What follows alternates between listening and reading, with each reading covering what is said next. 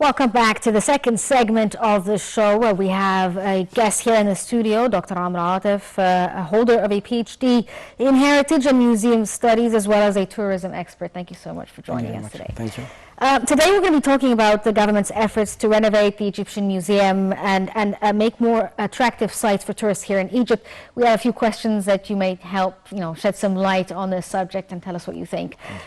Firstly, part of displaying or showing civilizations of people is through museums. And Egypt in the last 6 years or so has been developing or renovating museums. How important is this and what do you think of this project? Well, the civilization of any nation is recognized by the museums that this nation have. I mean, if we talk about internationally, if we talk about France, France is known by the Louvre. If you talk about the U.S., U.S. is known by the Metropolitan Museum. Yes.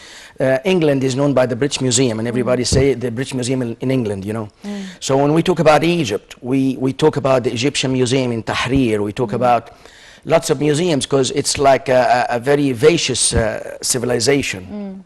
We have museums almost in every state in Egypt. Yes. I mean, recently the government has been doing lots of efforts in the last 6-7 years, opening and renovating museums, especially after all the things that have been happening before. I mean, before the 6-7 last years, Yes.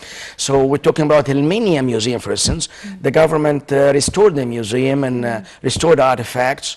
The museum in Sharm el-Sheikh, in Kafr el-Sheikh, in the museum in Sohag, the Sohag Museum, the Egyptian Museum of Antiquities. They are now, of course, renovating the museum and putting things together.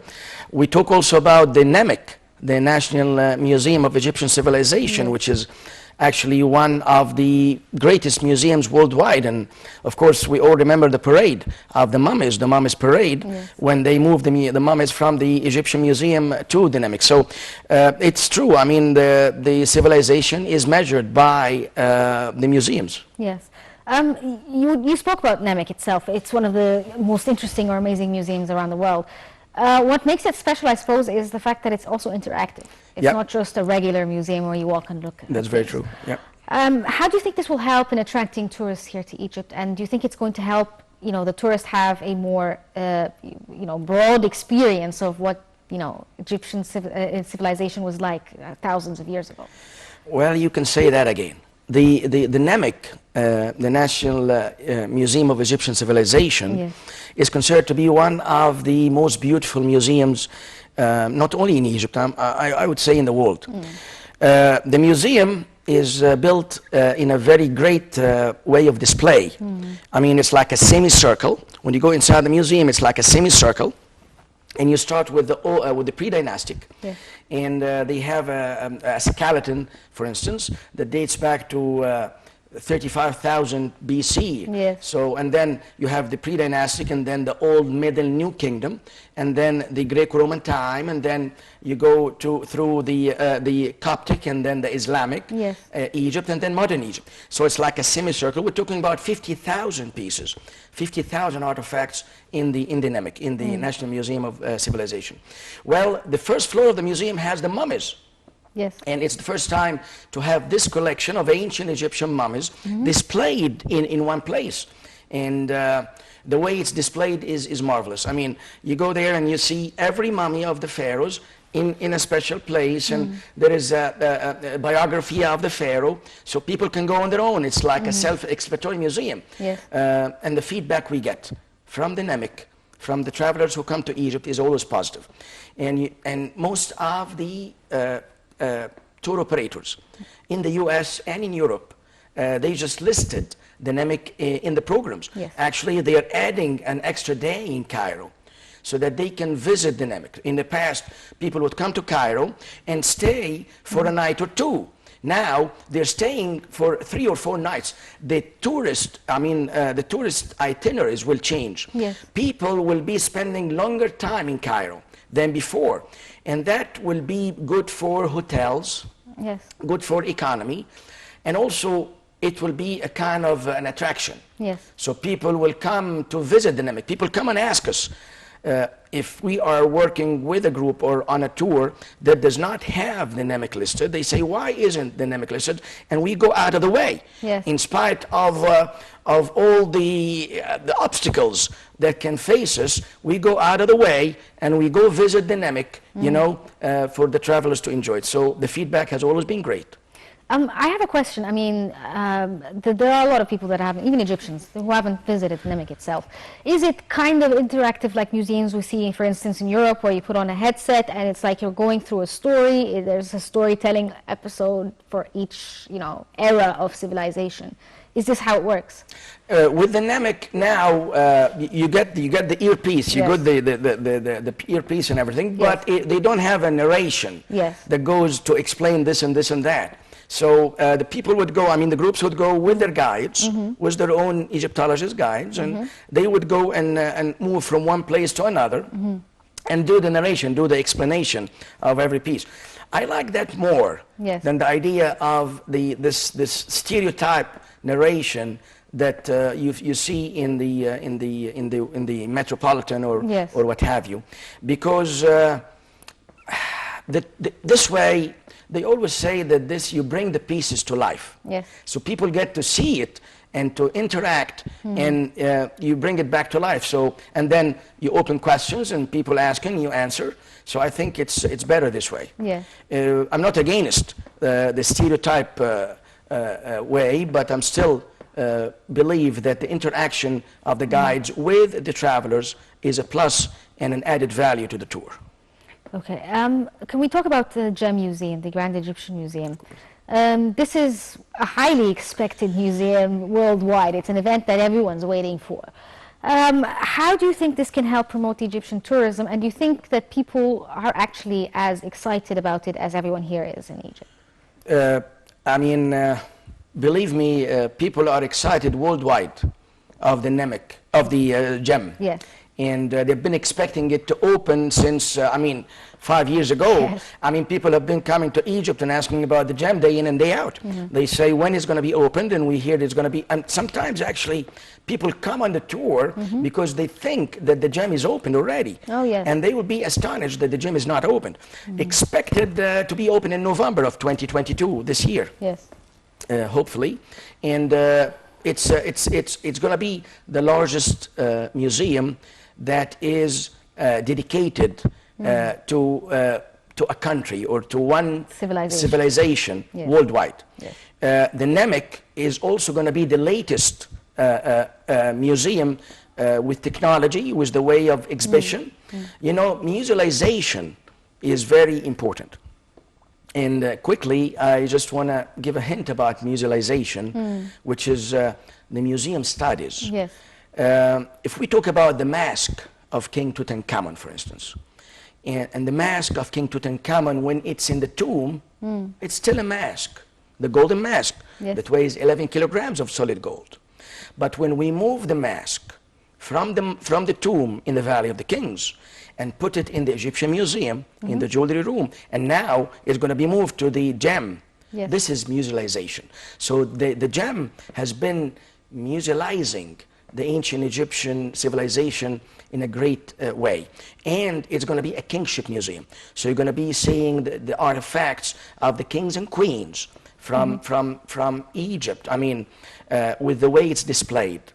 It's a great project. It almost costed $1 billion US dollars. Yes. 1 billion US dollars. And I mean, people work in the Gem day in and day out. I mean, they work all the time, and I hope they get finished from the Gem. It's going to help Yes.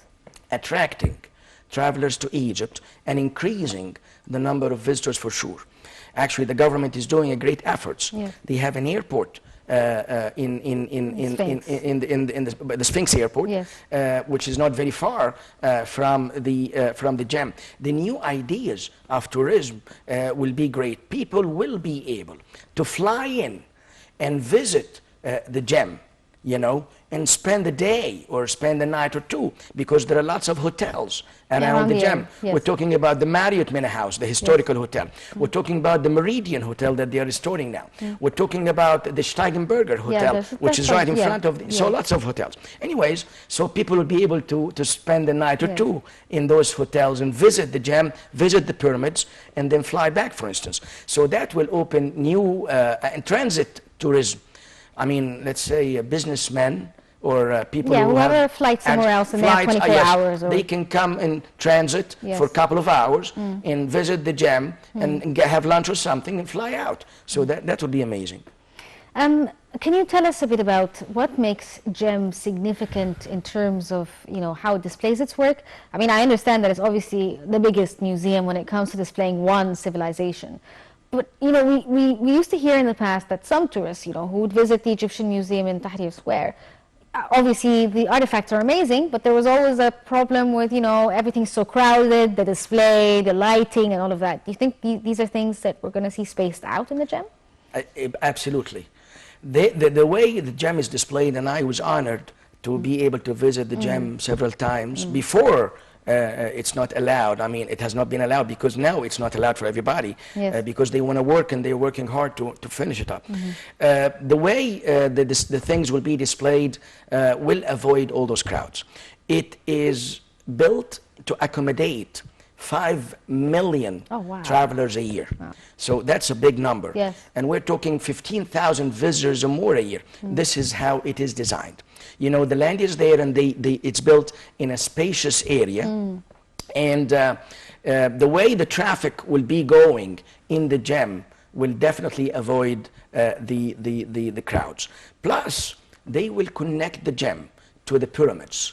So it will be amazing the way people will be visiting the Giza pyramids, you know, with the new design of the area of the pyramids and the gem. So yes, it will avoid the crowds and the traffic, and also will avoid the heat, because you know what? The Egyptian Museum was not air conditioned, whereas the gem now is air conditioned. And of course, as I told you, with the modern displays of items, will make it, I think, an unforgettable visit, I'm sure. Yes, I'm sure it is. The Amenhotep Museum in Saqqara is considered one of the most exquisite museums out there. What is the role of the museum itself when it comes to the local community there, and how is it important for them, and how is it important in highlighting this era of Egyptian history? Well, that's a great question, and I'm amazed that you mentioned the Imhotep Museum in Saqqara, as a matter of fact, because not everybody knows about it, and I'm sure you have been to Saqqara, and I'm sure you have been to the museum. Well, this museum, as a matter of fact, is amazing because it's in the middle of the desert. It's in the archaeological site of Saqqara, and people, when they visit the Imhotep Museum, it's like an introduction to the site of Saqqara. And you know now, of course, with the new excavations that's going on in Saqqara, Dr. Mustafa Waziri, there is a big archaeological site, and they are now doing excavations in this area. So I'm sure that this will be an add-on or an added value to the visit. When you go there, first there is a narration. There is like a documentary about the area by Dr. Zahi and Omar Sharif. And this is the first impression that travelers would get when they see Dr. Zahi Hawass and they see Omar Sharif doing the narration. And then you go inside the museum and you see the collection of Imhotep. The Step Pyramid is the oldest pyramid on earth, built out of stone. And this museum can help the local community, can play a big role in the local community in Saqqara. This is the trend worldwide, if I can say. Now, museums are not anymore only to keep the artifacts or to keep it well preserved. And of course, this is one of the big roles of the museum. But the museum can play a role in the local community, can help the local community. By, for instance, when it comes to Saqqara, there are lots of crafts in Saqqara. We're talking about the palm trees and the reeds that are made out of palm trees. You know, Egypt is famous for making baskets and chairs and what have you out of the palm trees. So they can do a display room, like a showroom, for instance, for the crafts in Saqqara.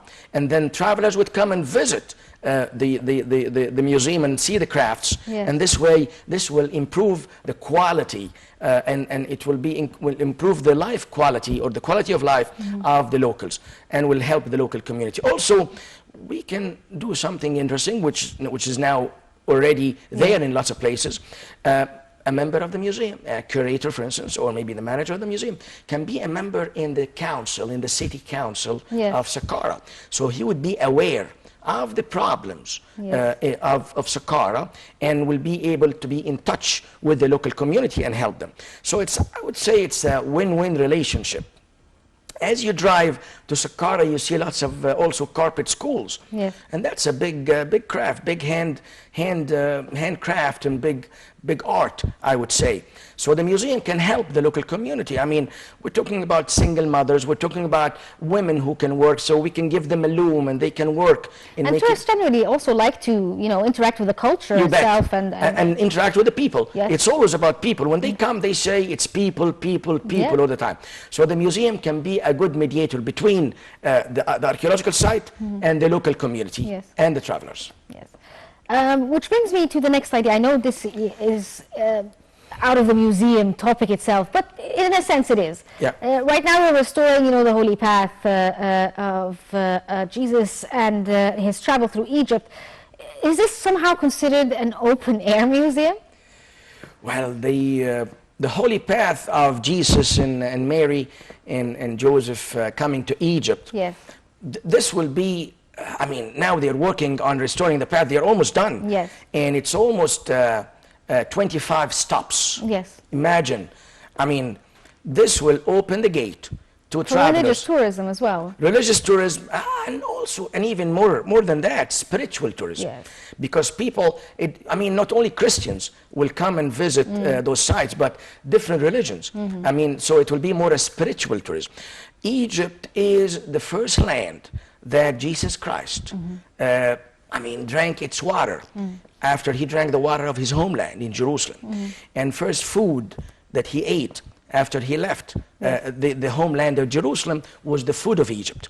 And the first place he stayed in was Egypt. So 25 stops. We're talking almost 15,000 kilometers back and forth. The visit, the first adventurous, escaping visit worldwide, and it was done by Jesus. So people will come, and there is now a cooperation between the Egyptian government, the Ministry of Tourism and Antiquities, and the Vatican, and also churches from all over the world. Everybody is eager to come and know and see. I mean, the church groups from the US of A. I mean, lots of people want to come, and this will increase tourism. I think what's going on in Egypt in the last 6-7 years is opening gates to increase different types of tourism, and that will be, I think, great and promising as well. Yes, hopefully everything. Hopefully.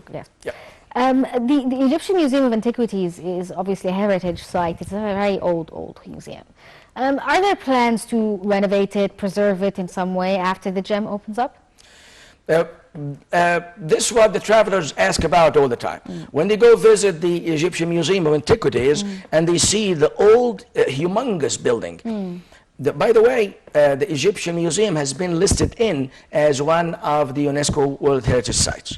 And it was built in 1902. It was opened in 1902, and they started building it in 1887. 100 showrooms in the museum, 100 showrooms. That's great, and it's considered to be one of the oldest, the second oldest museum worldwide, building worldwide that was built to be a museum.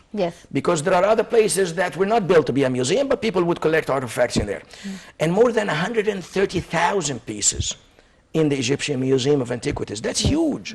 Well, they say if you lasted in front of each piece, if you stayed in front of each piece in the Egyptian Museum, For good 3 minutes, you'll need like good 9 months to finish the whole thing. Yeah. So it's amazing.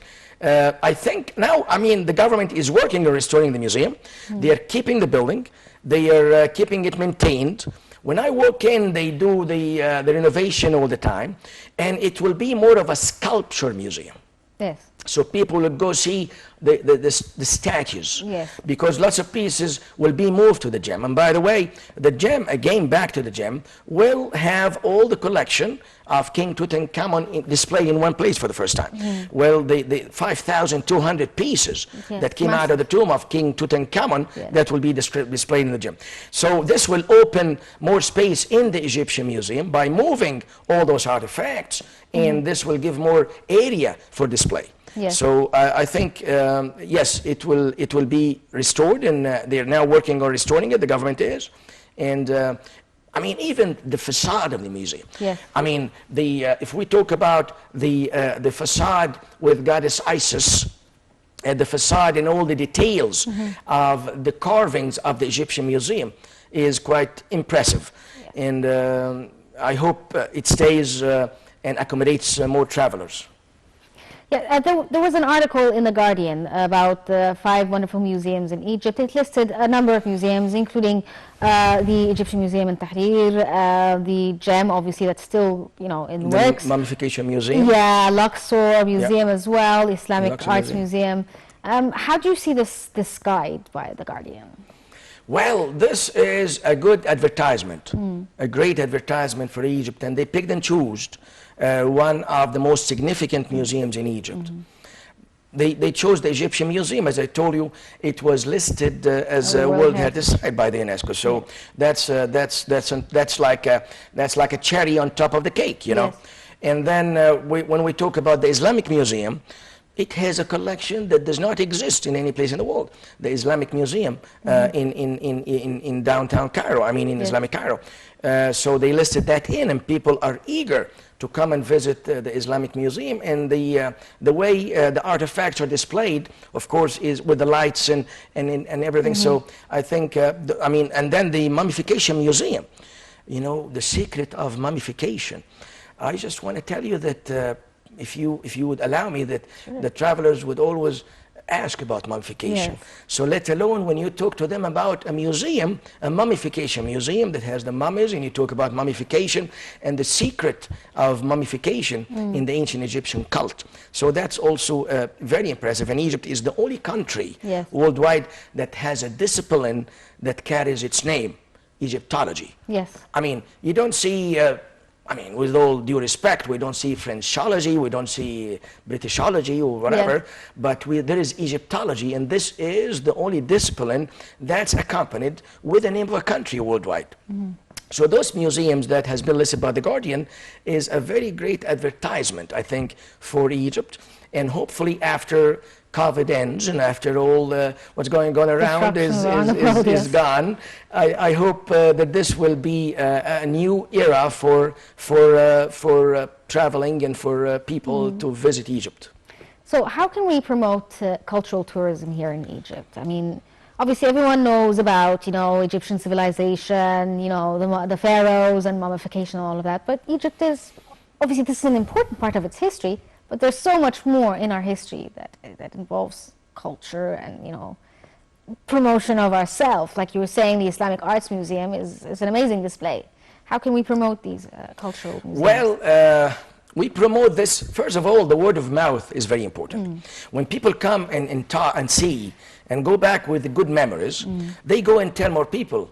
And we always, when we are in the travel business, we always tell the travelers that you are our ambassadors back home. Yes. You became our ambassadors, and you go tell more people to come and visit our country.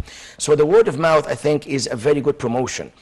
Plus, the Antiquities department, when they allow taking pictures, for instance, in the tombs and in the sites with their phones, and people would share the picture in a fraction of a second. They would share the picture on Twitter, they would share it on Facebook and social media, and also so imagine, I mean, thousands, or I would say millions of people would see the artifacts. This is a very good promotion, using the technology and using the social media in promoting culture tourism and in promoting tourism in general. Another interesting thing is the literal tourism, like literature tourism, like literal tourism. Yes. We have lots of think tanks. And if we talk about Abbas al-Aqad, for instance, and Abbas al-Aqad is a very famous writer, of course, and he talked in his books about his homeland, Aswan.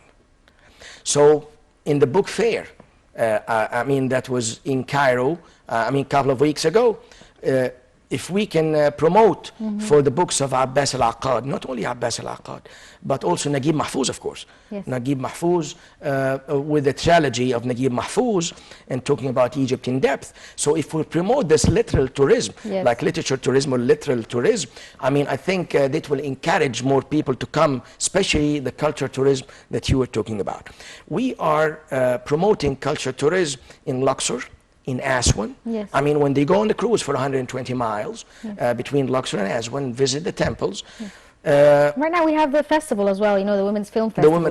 The Women's Film Festival. Yes. So this will be a good promotion. Also, I would say the celebrities tourism. Yes. Celebrities tourism is also a very important way, because they have lots of followers. Yes. And they want to go to the places where they have been to. And Egypt has been very good and doing a great job with that, with the different travel agencies and tour operators that are bringing to the country those celebrities. And imagining, and if you follow up on Twitter, on Facebook, lots of people want to go see the country. So that's a good promotion as well. Okay, well, unfortunately, we're out of time. I would have loved to talk more about museums and tourism. Dr. Amr Atef, a holder of a PhD in Heritage and Museum Studies, as well as a tourism expert. Thank you so much for joining us on the show. Thank you very much. This brings us to the end of this episode of Cairo Local Time, but stay tuned for more on Nile TV.